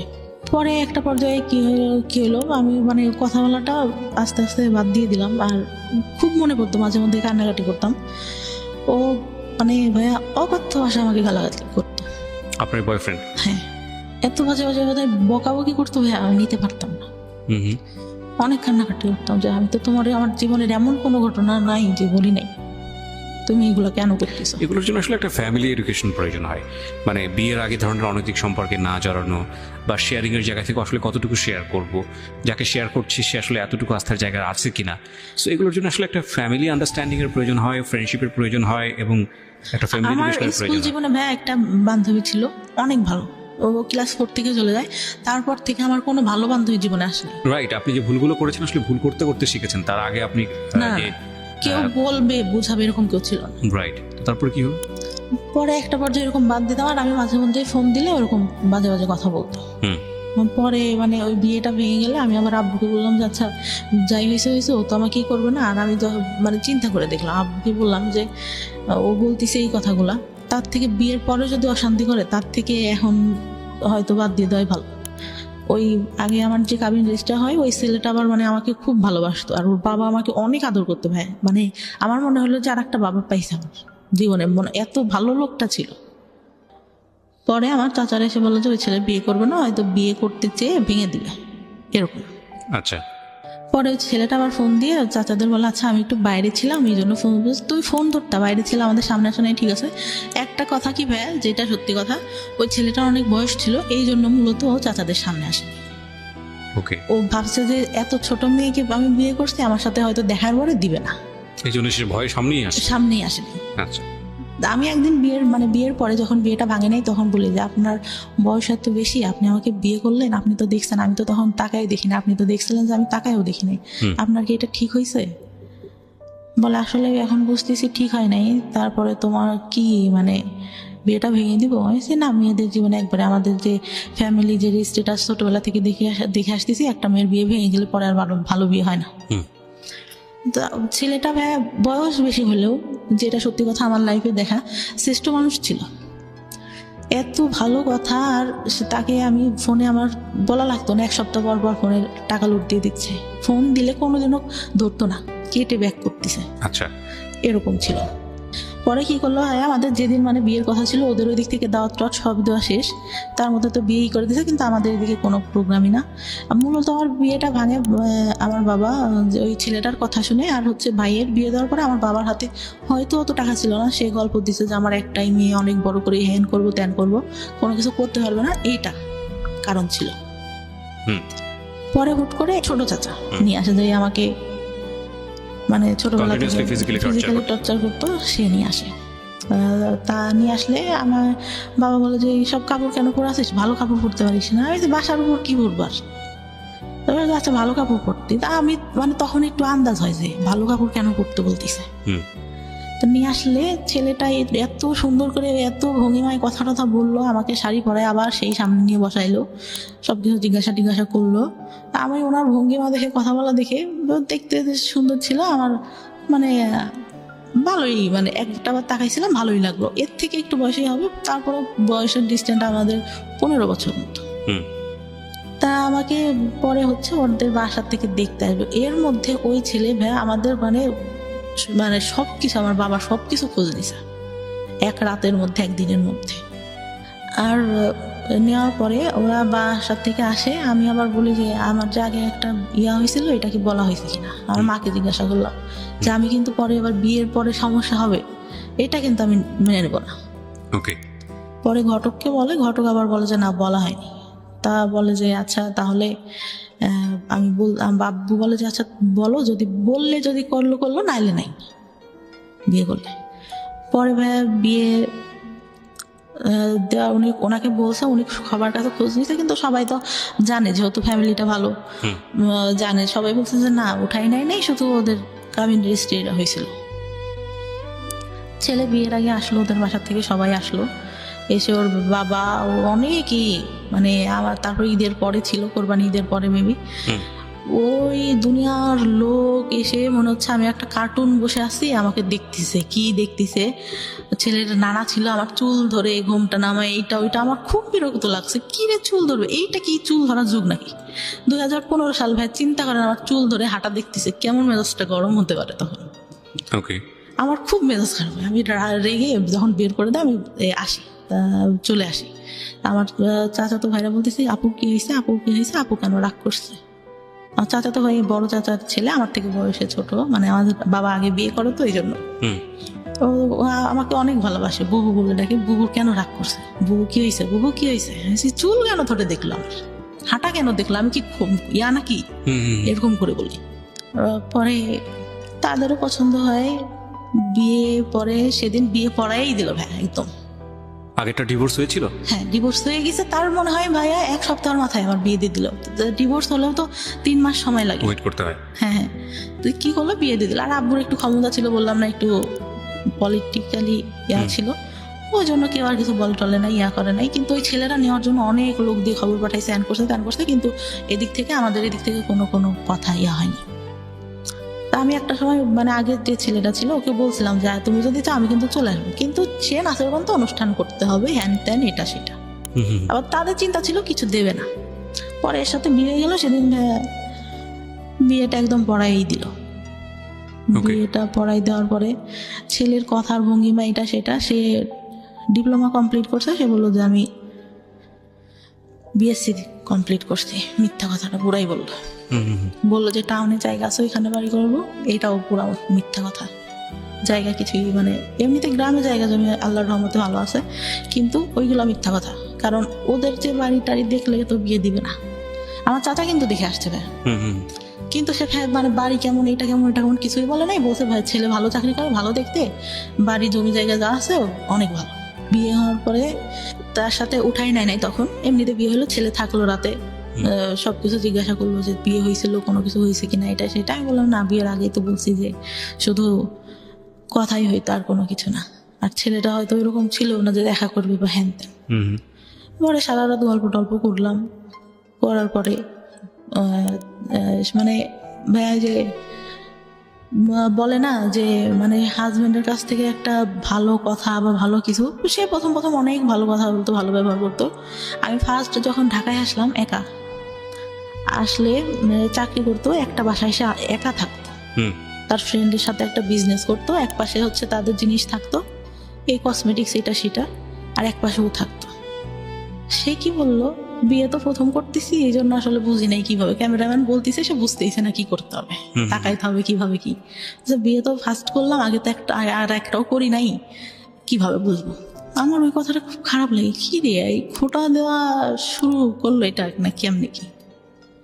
কথায় কথায় এই কথাটা আসতেছিল। অনেকেই হয়তো নোটিস করে, আমি নোটিস করি নাই, বিয়ের পরে ইয়া করি। তারপরে যখন নিয়ে গেল ভাইয়া, চারপাশে জঙ্গল, মাঝখানে মাটির পথ, আমাকে নিয়ে যাচ্ছে, আমি মানে ওই সন্ধ্যা সন্ধ্যা, কি কই নিয়ে যায় আমাকে, এটা কই আসলাম। যখন ওদের বাসার সামনে যে নামালো ভাইয়া, আমি পুরা মানে আমি মানুষের বলে না বেশি কষ্টে হাসি পাই, আমি হাসতেছিলাম। কি এটা কি থেকে নিয়ে আসলো, হাফ ওয়াল, একটা ফুল ওয়াল, 2টা রুম, একটা হাফ ওয়াল টিন শেড, মানে এমন আগেকার যুগের একটা বাড়ি, এতটুকু এতটুকু ঘর, এটি কই আসলাম আমি। তো তখন আমার মনে সান্ত্বনা দিচ্ছি, তখনও জানি যে ওদের টাউনে জায়গা আছে, ওইখানে বাড়ি করবে। আচ্ছা, তো ওইটা বলে মনে সান্ত্বনা দিচ্ছিলাম, না জায়গা জমি আছে, বাড়ি করবে, এখানে থাকবে না, তো এখানে বাড়ি করে কি করবে, হয়তো এটা হয়তো এটা। পরে ভালোই থাকলাম ওইখানে 2 দিন। পরের দিন অনুষ্ঠান করলো, পরের দিন যাইতে দিল না, 2 দিন পরে আবার বাবার বাড়িতে আসলাম, ওর বোনরা আসলো সাথে। বিয়ের পরে কি হলো, আমার গেছি, আমার যে গয়নাটা দিছে, আমার ছোট ননদ দেখে বলে, কি গয়না দিছে, দেখতে ভালো না, এই আমাদের বাসা থেকে যেটা দিছে অনেক সুন্দর। তারপরে আমি তো মানে আমার মন খারাপ, আমি বললাম যে আব্বু বলছে যে আমার তো একটাই মেয়ে, তো তোমাকে আমি ভালো করে বানাই দেবো, এখন তাড়াহুড়া করে এইটা ওদের কাছে ছিল, এটাই এনে দিছে ওকে বলি। পরে ওর আবার চাকরিতে তো ছুটি ছিল না, 1 সপ্তাহ পরে আবার যায়, গেলে আবার শ্বশুর বাড়িতে আসলাম। তার মধ্যে লাগলো ঝামেলা, কি মাছ কুটতে দিছে ভাইয়া। জীবনে যে আমি কোনোদিনও, আমার ছোটবেলা থেকে আমি জীবনে কোনোদিনও আমি নিজে মনে করে না হাত দিয়ে ভাত নিয়ে খাইছি। শীতের দিন ভাইয়া এত অলস ছিলাম, শীত লাগবে, হাত দিয়ে ভাত খেতে গেলে আম্মু খাওয়াই দিতে হবে, নাইলে রাতে সেদিন খেলাম না, শুয়ে পড়লাম এরকম। তো মাছ করতে দিয়েছে, ছোট মাছ ভাই, আমি এত আস্তে আস্তে আস্তে আস্তে কাটতেছি, আমার ননদটাও কাটতেছে। তো বলতেছে যে এত আস্তে আস্তে মানুষ মাছ কাটে, আমি বলতেছি আমি তো কখনো করি নাই, এ তো করতেছি এই বেশি। তো আমি বাসায় এসে মানে আমার কোনো কাজই পছন্দ হয় না ভাই। তো আমি আমার খুব খারাপ লাগতেছে, আম্মুর কথা মনে করতেছে, কান্না করতেছি যে আমার এটা কি দিল, কি দেখে বিয়ে দিল। পরে ওদের একটা খালু থাকে, ওদের সাথে আবার ওর টাকা দেয়, ওদের সাথে আবার ঝামেলা হয়। তা ওই খালুটা মানে বিয়ের দিন আমার চাচাকে নাকি ইয়া করে বলে যে বিয়ে তো দিলেন, পরে বুঝবেন মজাটা কেমন, এরকম বললো। আমরা তখন আমার চাচা, ছোট চাচা কিছু বলে নাই তাকে। ওকে, টোটালি বলতে আমি গেছি, আমার একটা জামা সবসময় পরার জন্য 500-550 টাকা দাম হবে। বললাম যে এটা আমার পছন্দ হয়েছে, আমি নিবো। আমার কাছে টাকা নেই, তোমার কাছে থাকলে নাও। তারপর আমি নিলাম, আমি ইয়া করি নাই। আবার আমার খালার ছেলেটা অসুস্থ হয়ে যায়, ওর কাছে টাকা ছিল না, আমি মানি ব্যাগ দেখে আমার কাছে টাকা ছিল, ওইটার মধ্যে দিয়ে দিই। মানে এতটাই ভালোবাসতাম ভাই ফার্স্ট টাইমে, এতটাই বিশ্বাস করছি তার কথা শুনে। পরে আমার খুব খারাপ লাগে। ঈদ যায় 2টা ভাই, ঈদে একটা কাপড়ও দেয় না আমাকে। আমার বাবার বাড়ি থেকে সব ঢাকায় আসছি, এই বাণিজ্য মেলায় যাবো ভাইয়া। আমি বললাম যে গেলে কি কিনে দেবা, বলে যাওয়ার আগেই কি কিনে দিব, বাণিজ্য মেলায় সবাই ঘুরতে যায়, কিছু কিনতে যায় না, ওইখানে অনেক দাম। তাহলে কি দরকার আছে যাওয়ার। ওকে, পরে আমি আম্মুরে ফোন দিয়ে কান্না করতেছিলাম, আব্বু আবার বিকাশে 2000 টাকা পাঠায় ওর, যে ও গেলে যা কিনতে যায় কিনে দিও। পরে যাই ওখান থেকে একটা হাতের ব্রেসলেট, একটা পাইল কিনে আর একটা আংটি কিনি। তো ও মানে আমাকে নিয়ে যাওয়ার পরে ভাইয়া শুধু গ্রাউন্ড দিয়ে ঘোরাচ্ছে, এই যে সব আগে ঘুরে দেখো। আর দোকান যখন বন্ধ হয়ে যাচ্ছে তাড়াহুড়া করে ওই 3টা জিনিস নেই। নিয়ে আসার পরে যে প্রেগনেন্ট, তখনও জানি না প্রেগনেন্ট। আসি আবার যাই ওই শ্বশুর বাড়িতে, বেশি হলেও 3 থেকে 4 দিন থাকি, তার মধ্যে ভাইয়া যত সব কাহিনী। আবার এখন পর্যন্ত দুপুরে ঘুমান আমার শাশুড়ি দেখতে পারে না, এই ঘুমায় দেখে তো এই অবস্থা। বলবে যে খেতে বসছি, দেখা গেছে সামনে থেকে বাটিটা টান দিয়ে নিয়ে নিত। আপনার ফুপু? আমার দাদি। দাদি? হ্যাঁ, বলতো যে ওরা তো চলে যাবে, তুমি তো বাসায় খাওয়াই, পরে খাবা। মেয়ে বলে হয়তো দেখতে পারতো না। আমার খুব খারাপ লাগতো, আমার ভাইকে অনেক ভালোবাসতো আমার দাদি। হ্যাঁ, এই যে ডিসক্রিমিনেশন, এটা আমাদের সমাজে আছে। পরে এই বিয়েটা হওয়ার পরে কি হলো, ফুপুরা আসছে সবাই, আমার হাজবেন্ড চলে গেছে তখন ঢাকায়। আমি ঘুম থেকে উঠছি, আমার অনেক গলা ব্যথা, আমার টনসিলের প্রবলেম এখনো। মাঝে মধ্যে ফুলে টুলে যায় একদম, কথা বলতে সমস্যা হয়, কথা বলতে পারি না।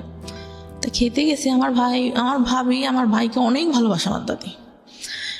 আমি খেতে গেছি, মাংসর বাটিটা সামনে আছে, আমি ডাল নিয়ে মাংসটা নিতে গেছি, উনি কোত্থেকে এসে বাটিটা টান দিয়ে সামনে থেকে নিয়ে নিচ্ছে, মানে দড়িও নাই। আমি বলতেছে তুমি কি মাংস নিবা, তোমার ফুপুরা খাইছে, যাওয়ার সময় আবার খাবে। আমার খুব কষ্ট লাগে, তখন কষ্ট লাগে। আর আমি তখন বলি যে না থাক, খাবো না। পরে ভাত মানে গলা ব্যথা, তারপরে কষ্টে গলার মধ্যে আর যাচ্ছে না। যে বিয়ে হয়ে 2 দিন সময় পাইলো না, এর আগে থেকে এরকম করতো, এখনো এই ব্যবহারই। বিয়ের পরেও এটা করেছে আমার দাদি? হ্যাঁ, বিয়ের পরে। আচ্ছা, না ঠিক আছে। পরে আমার ভাই কি বললো, ভাই কথাটাই আসে, আমার ভাই ছোটবেলা থেকে অনেক আদর করতো, যখন রিলেশন করতাম তখন একটু মানে ওর কাছে খারাপ লাগতো, বলতো ওর কাছে হয়তো কেউ, ও মানে একটু ব্যবহার মাঝে মধ্যে খারাপ করতো, কিন্তু ভালোবাসতো এমনিতে। ঢাকার থেকে যাচ্ছে, এটা নিচ্ছে ওটা নিচ্ছে। ও বললো যে সংসার করে খাবি তোরা, তোদের মতো মেয়েরা সংসার করে খায়। ঠিক আছে, ছোট ছোট বিষয়গুলো খুবই কষ্টদায়ক। আমার মনে হয় মেয়েদের প্রতি আরো বেশি সহনশীল হওয়া উচিত, সেটা পরিবার থেকে হওয়া উচিত। বাবার জায়গাটা ভয়ানক রকমভাবে মিসিং, এবং কিছু বিষয় আমরা আজকে এই অনুষ্ঠানে সচেতনভাবেই তুলে আনতে পারিনি, কারণ আমাদের একটা সীমাবদ্ধতা আছে। 1 আর 2 নম্বর যেটা, সেটা হচ্ছে যে মা যে ধরনের ভূমিকায় থাকা উচিত ছিল সেটা তো অবশ্যই ছিল না। মানসিক বিকাশ বলতে যেটা বোঝায় এই মেয়েটির, সেটা হয়নি, এবং যে কারণে ওর জীবনে কিছু সিক্রেটস জন্ম নিয়েছে। সেটা হচ্ছে বিয়ের আগে এক ধরনের অনৈতিক সম্পর্কে জড়িয়ে যাওয়া, এবং সেটার রেজাল্টও ভালো না হওয়া। আপনি দেখেন ওর জীবনে কোনো বেস্ট কোম্পানি নেই, একটা ভালো বন্ধু সেও খুব অল্প সময়ের জন্য, তারপরে সে নাই। যাকে সে লাভ করলো সেই ছেলেটাও তাকে নিতে পারলো না, ইজি হতে পারলো না, তাকে জীবনে রিসিভ করতে পারলো না। যাকে বিয়ে দেওয়া হলো সেটাও একটা ভুল ডিসিশন ছিল ফ্যামিলির, প্রথম বিয়েটা। দ্বিতীয় বিয়েটার ক্ষেত্রে সেটাও হুটহাট করেই বলা চলে, যেই সংসারে সে করছে। ইন দ্য মিন টাইম যেই অনৈতিক যে সম্পর্কগুলো তার জীবনে এসছে, সেখানে তার প্রপার এডুকেশনের অভাব ছিল। সবকিছু মিলিয়ে একটা ভজকট জীবন। এবং আমি যে প্রশ্নটা করেছিলাম সেই প্রশ্নের উত্তরে আপনি বলেছেন না কেন, সেই গল্পটা তো আসলে, সেই অ্যান্সারটা তো আসলে পুরো গল্পই। তারপরেও আমরা আপনার কাছ থেকে শুনতে চাই যে আপনি সুখী না কেন। পরে ভাই আমার বাচ্চাটা হওয়ার পরে যখন 6 মাস, আমি সুখী না কেন এই প্রশ্নের উত্তর চাচ্ছি, আমি আর স্টোরিতে যেতে চাচ্ছি না। সুখী না কারণ আমি কাজ করি এখন যতটুকু পারি, তারপরে আবার শাশুড়ি এইটাই ভাবে রান্না করে খায় না, এটাই আমি জানি ধরেন রান্না আপনার করে খায়। দৈনন্দিন জীবনে অনেক ধরনের প্রবলেম আছে, সে কারণে আপনি অসুখী, কিন্তু আপনার জীবনের কি কোনো স্বপ্ন ছিল? হ্যাঁ ভাই, কি স্বপ্ন ছিল? আমি চেয়েছিলাম যে ইন্টার কমপ্লিট করে ভালো একটা কলেজে ভর্তি হব, ওকে, পড়ালেখা করে কিছু একটা করবো, নিজের পায়ে দাঁড়াবো, নিজে আর্ন করবো, ডিসিশন মেক করবো। হ্যাঁ, ডিসিশন মেক করবো। আর একটা ইচ্ছা ছিল যে আমার বাবার টাকা উড়ায় অনেক, মানে মানুষের পিছনে, এটা বুঝে না, এখন অনেক দিনাদায়ী হয়ে গেছে। আমি চাই, আমার ভাই বিয়ে করছে, সে এখন টাকা পয়সা দেয় না, আরো পারলে বাবার থেকে উল্টা নেয়। আমি চাই তার দিনাদায়ীটা শোধ করতে। আপনি চাইতেন? আমি চাইতাম। বাবাদের ভুল এইসব জায়গাতেই, এবং হয়তো আপনার মেয়েটা যদি আজকে সেই রকম নিজের পায়ে দাঁড়াতো, তাহলে হয়তো আপনারই জন্য উপকার হতো। এবং আমাদের, আমি সবসময় যে কথাটা বলি, সবসময়ই বলি, এই গল্পগুলোর সাম আপ একটা জায়গায় এসে দাঁড়িয়ে যায়, never sacrifice 2 things in your life. Number 1 is education and number 2 is your career.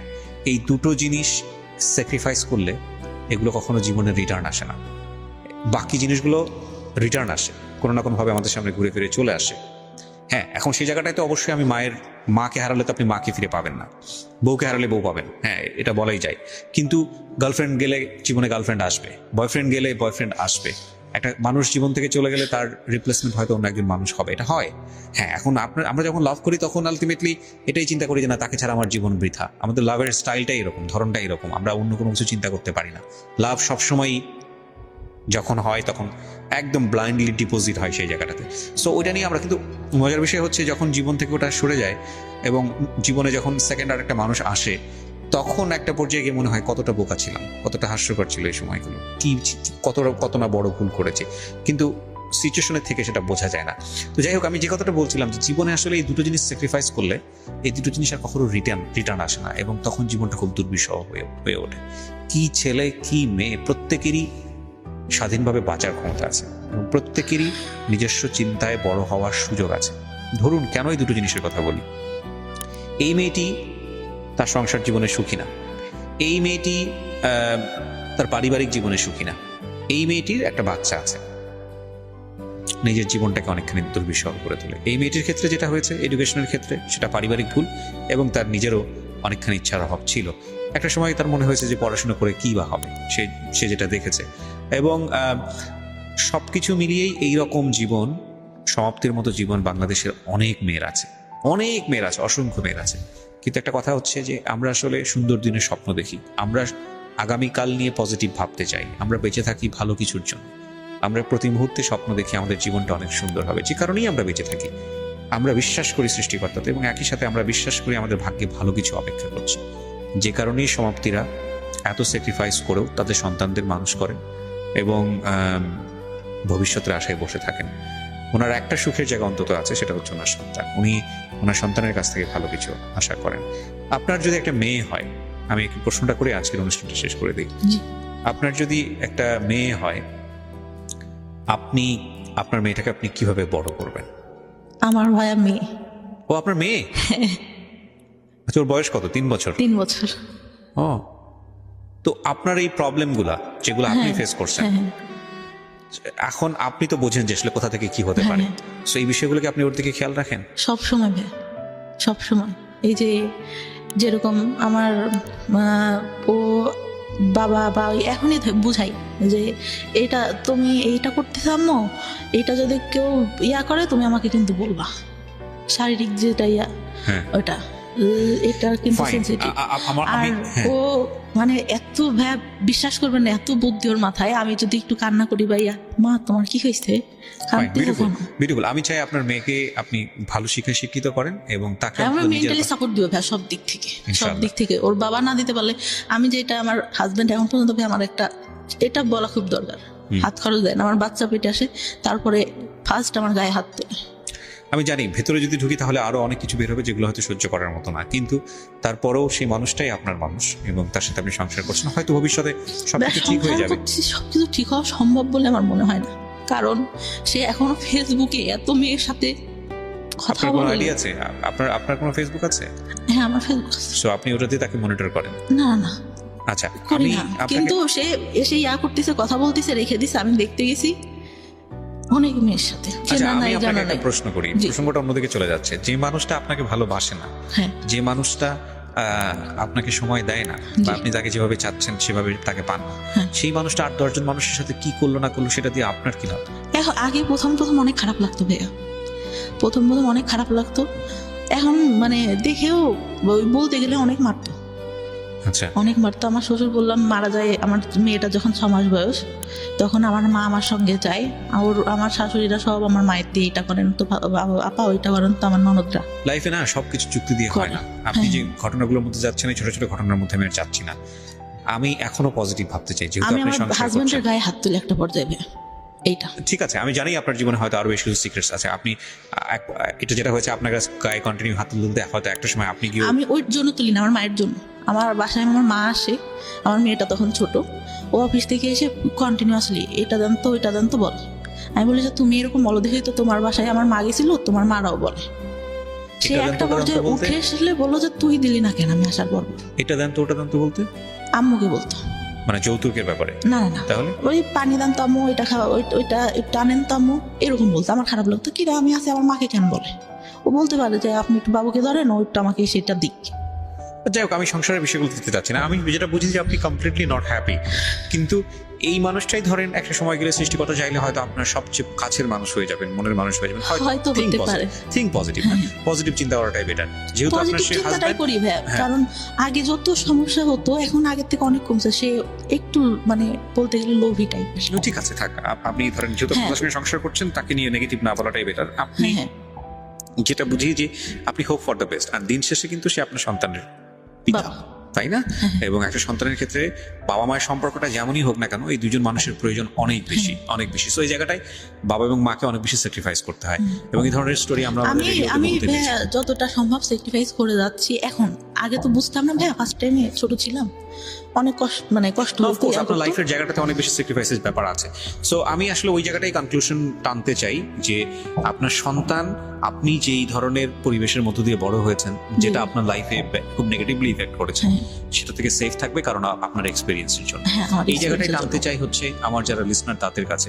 দেখুন, গল্পের বিন্যাসে সেই ধরনের কোনো রোম্যান্স নাই, সেই ধরনের কোনো রোমাঞ্চকর ব্যাপার নাই, সেই ধরনের কোনো শিহরিত হওয়ার ব্যাপার নাই, এবং আজকের যে গল্পের বলার ধরন, সেখানে সেই ধরনের আপস অ্যান্ড ডাউন তন্ময় হয়ে শোনার মতো হয়তো তেমন কোনো বিষয় নাই, কিন্তু একটা শিক্ষার জায়গা আছে, চমৎকার একটা শিক্ষার জায়গা। ওনার জীবনের কিছু ভুল, কিছু অপরাধের জন্ম হয়েছে ওনার খুব অতীত অভিজ্ঞতার কারণে, এবং একই সাথে ওনার দ্বারা অনেক ভালো কিছু করা সম্ভব ছিল, সেটা হয়নি। সেটা সাফারার ওনার ফ্যামিলি, উনি নিজে, এবং ওনার ফ্যামিলি, অফকোর্স ওনার বাবা মা তো অবশ্যই সাফারার। তো আপনারা যারা শুনলেন, তারা যেন ওনার মতো করে ভুলগুলো না করেন, বা তারা যেন তাদের মেয়েকে প্রপারলি বড় করেন। এই যে বেসিক নিড যেগুলো, শিশুকে কি পরিবেশে বড় করলে সে কোনো সেক্সুয়াল অ্যাবিউজের শিকার হবে না, শিশুকে কি পরিবেশে বড় করলে তার যে বেসিক নিডগুলো, তার যে শারীরিক পরিবর্তন, বয়ঃসন্ধিকালের যে বিষয়গুলো, সেগুলো খুব স্বাভাবিকভাবেই সে নিতে শিখবে। শিশুকে কি পরিবেশে বড় করলে যাতে করে তার physical safety and security ensure হবে, শিশুকে কি পরিবেশে বড় করলে শিশু একটা ভুল ধরনের সম্পর্কে যাবে না, এই বিষয়গুলো নিয়ে বাবা মায়ের খুব ওপেনলি ডিসকাশনে যাওয়া উচিত।